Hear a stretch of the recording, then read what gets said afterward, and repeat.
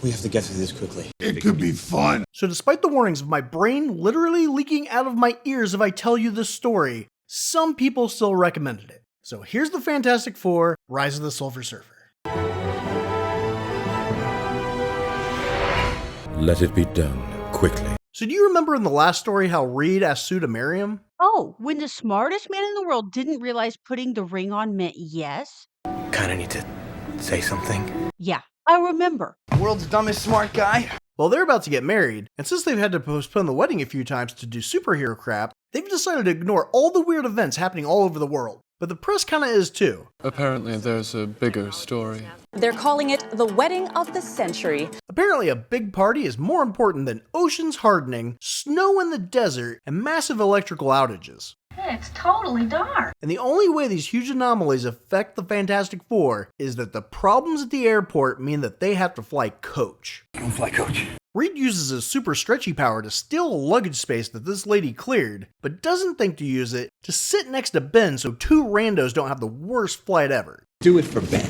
You're gonna break his heart. And to make matters worse, Johnny was on the plane, so he had a ticket. So when he got off to fly on his own, they should have at least been able to put Ben next to an empty seat. What the hell is wrong with you people? He's determined to show Sue how much he loves her, so he does things like sitting next to her on a plane, going behind her back to research this crap, and having a bachelor party when he said he wouldn't. Scout's honor. How was he supposed to have a bachelor party without her finding out if the press is so obsessed with them? Oh, she'll find out. Women always figure out the truth. Always. They have it at a bar, and he tells Johnny no strippers. So instead, Johnny just brings some groupies that hang all over him. Maybe he lied. But unlucky for him, this military guy, Captain Holt, wants to see him. Captain Holt!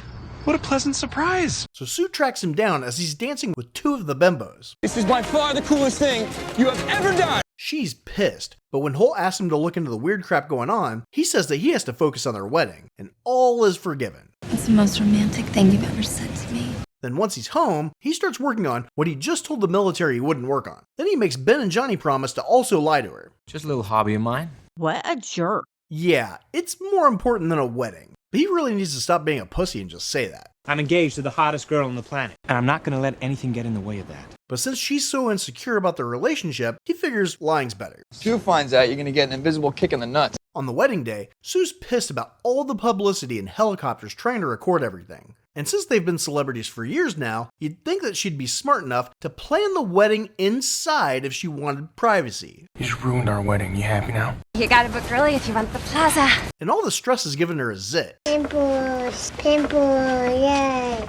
And she decides that it would be easier to use her power on that spot constantly for hours than to just use makeup. Like a prostitute. And while she's stressing about everything, Reed's ignoring Ben, trying to get him ready in time, because he's still working on the crap for Captain Holt. And I don't have any more time for your excuses. But he's able to finish it and get it online with just enough time to get ready. Then it alerts him right as Sue starts walking down the aisle, and then again when the officiant starts. So Reed tries to get him to speed things up, but he's not quick enough. I remarked afterwards that I wish the officiant had been more efficient.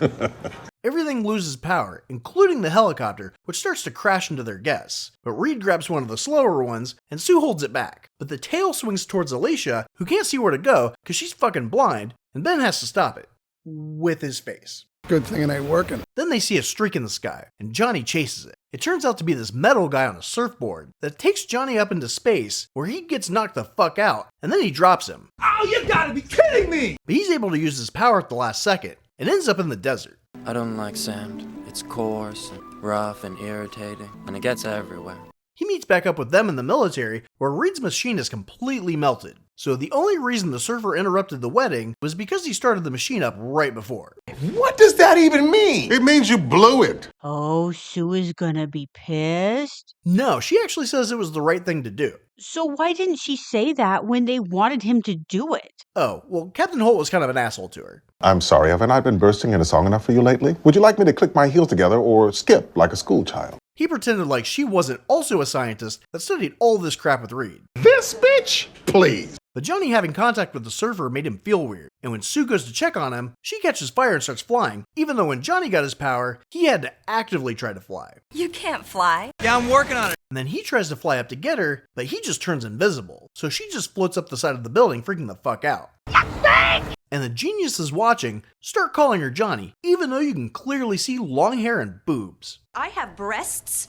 Exquisite breasts. If he was able to use her power the exact same way he would have used his, wouldn't it work the same way for her? Yeah, it should. But if she didn't spontaneously combust, we wouldn't have a naked pretty lady in public scene, which we get when she makes it back down and Johnny touches her and they switch back. Why does this always happen to me? But if she was in the middle of using a power when they switched back, wouldn't she be invisible right away? What do you not get about needing a naked pretty lady being humiliated in public scene? It's important to the story. Absolutely, it's hilarious. They go to the lab and see that Johnny's DNA is unstable, and after Reed and Sue tell him how dangerous it is, Ben touches Johnny to switch. So do his clothes burn off? No, of course not. No one wants that.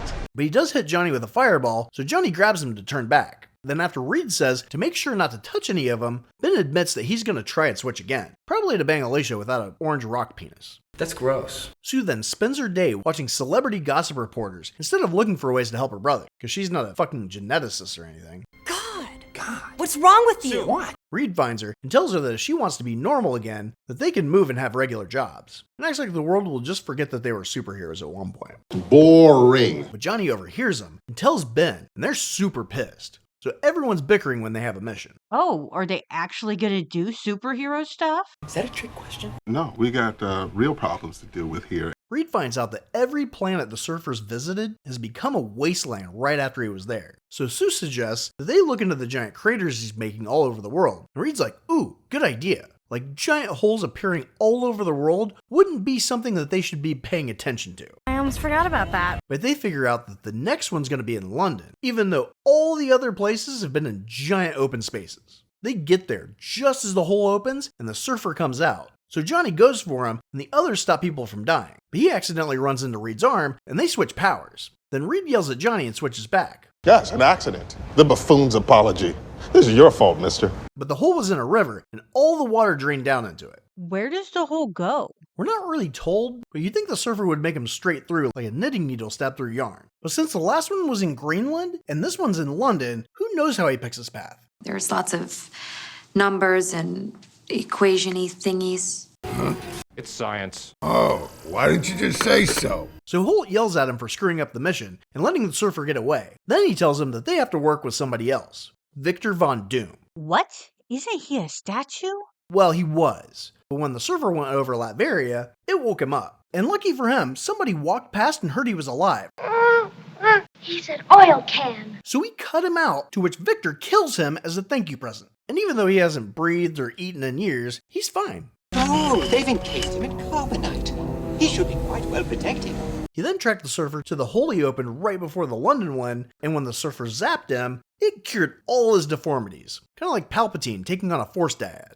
A power like life itself. He then figured out that the guy doesn't actually have power, and it all comes from the board. Then even though he figured out the craters and how the power works despite having just come out of a multi-year coma, they don't want to work with him and don't believe his reasons for wanting to save the world. Because I'm one of the idiots who lives in it! But Reed agrees to do it. So Ben and Johnny go to a bar while Reed and Sue figure out how to get the surfer off the board. Well, at least Reed does. She just concentrates on her zit and worries about Reed stressing himself out trying to save the world. So she pushes his head into her boobs, and apparently this decreases his pulse. Why doesn't he just want to have sex with me? But her saying pulse makes him realize how to get the surfer off the board. So he ditches her and her boobs to go work with Victor. You don't deserve a penis. Then when they figure it out, Victor ditches Reed. So Reed tells Holt that he'll have it working in 3 hours because it's going to take longer since he's doing it by himself. But says this as Sue's sitting right next to him. I don't know why you just don't take me serious. It ain't happening, honey. But she realizes Victor's up to something and finds him working on something else. Then just leaves him to it and doesn't tell anybody what she saw. Let's not jump to conclusions. We need a massive amount of evidence before making that leap.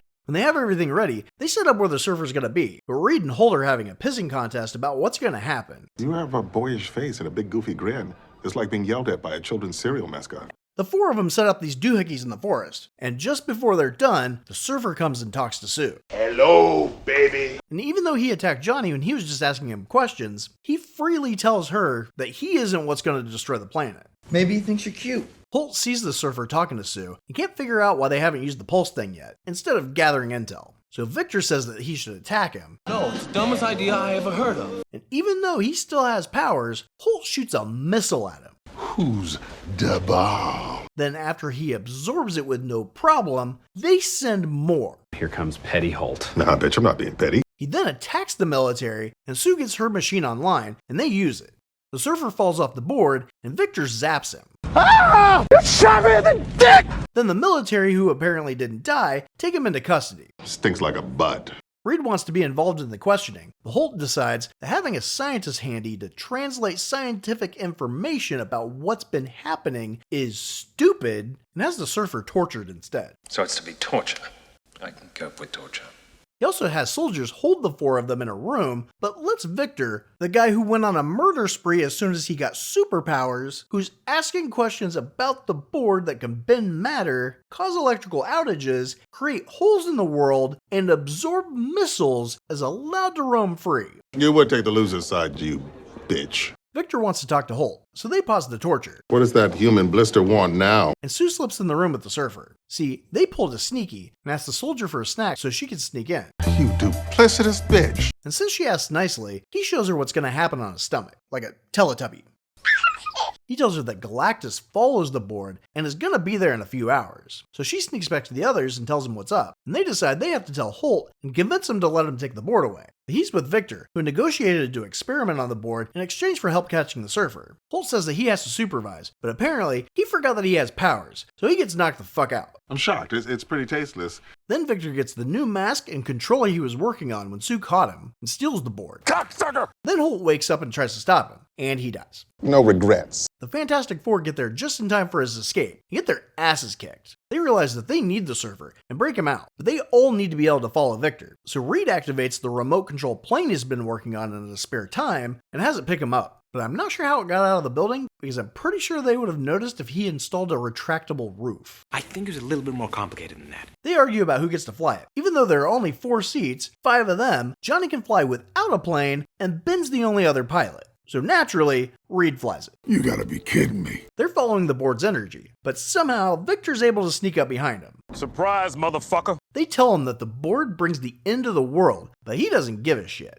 So they split up into 3 smaller jets and fight. He knocks Johnny out with a giant wave, then makes Sue and the surfer crash. He then throws a spear at the surfer, but Sue puts up a force field to protect him. But since the spear was from the board, it stabs her, which she really should have known would happen since the surfer was able to go through her force field earlier. What was so complicated about that? And that's when Galactus shows up. Basically, he's a big fart cloud that's going to eat all life on Earth. It uses these fart cloud tentacles to go into the holes the surfer made to suck out the planet's minerals, while the butthole mouth sucks up the stuff on the surface. The devil's anus. They realize that they're going to need all of them to go after Victor, but with Sue injured and the rest not able to fly, Johnny absorbs all their powers and goes after him. But that's not how it works. Shut up, it just works now. So since the world's survival depends on this fight, Johnny uses Sue's invisibility to sneak up on Victor, then stupidly becomes visible and drops a one-liner before hitting him. Then he wraps him up with his stretchy legs and superheats him until the board falls off. And if that wasn't enough, Ben climbed a crane and used that to hit Victor with a steel beam, since they apparently teach crane baseball at NASA, and he flies into the ocean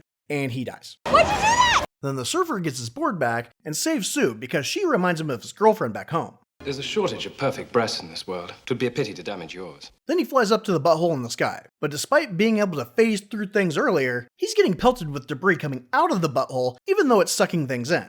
I think it's crap. But when he sees Johnny pushing him up for absolutely no reason, all of a sudden the debris stops. Guys, we're coming up on the devil's anus. Then after Johnny gives up after about 16 feet, the surfer blows himself up and the fart cloud dies.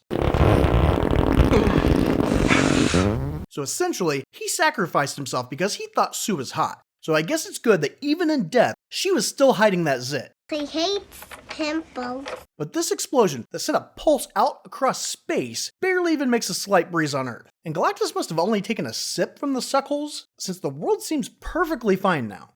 That should be fine. So Sue wakes up, and they decide to try to get married for a 5th time. But Reed gets another alert, so Sue speeds up the ceremony this time, but oddly still wants to throw the bouquet, to which Johnny's date, a woman who wanted nothing to do with him throughout the whole story, Not interested. is way too eager to catch. At least until Johnny lets her know that she ain't gonna be Mrs. Torch anytime soon. although she might get a burning sensation later. So what's it take to date the Human Torch? Fireproof lingerie and a lot of aloe. Alright, so I have to admit, that wasn't as bad as I remembered, but still not great by any means. So I guess I'm still going to be open for suggestions if anybody wants to recommend a story for me to tell you. Just drop those in the comment section, and make sure to hit like and subscribe while you're messing around down there. And they know shame. Together, we could be unstoppable. That sounds pretty good.